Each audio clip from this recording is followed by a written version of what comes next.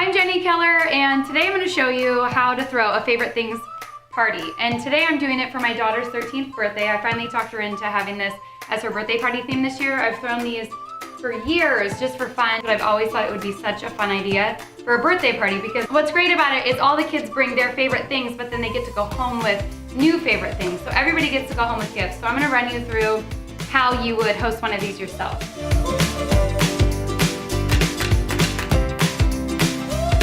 So what qualifies for a favorite thing? Whatever is your favorite. It could be anything from food, it could be drinks, it could be home decor. For this particular party, there's a lot of little beauty products. So like this facial spray, I bet you will see a lot of these tonight. Allie also added like her favorite soft, cozy pillowcase.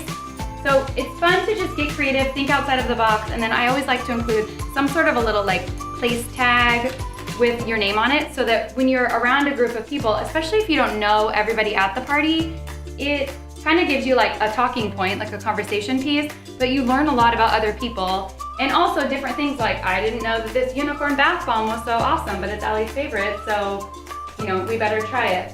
I've always asked people to think of 3 things and bring 3 each, so they're coming with 9 items, and normally I do like a value of about $5, though the more I do this party, kind of the bigger my friends go in the value. But for the kids, we've stuck to a $5 limit and we've said, please don't bring a gift, just bring your favorite things and then everybody will get to go home with the treats. Hey, if you guys host a party like this, I want to see it. Tag me in it on social media, shoot me an email. I want to see your favorite things parties. Thanks for watching. Happy birthday, Allie!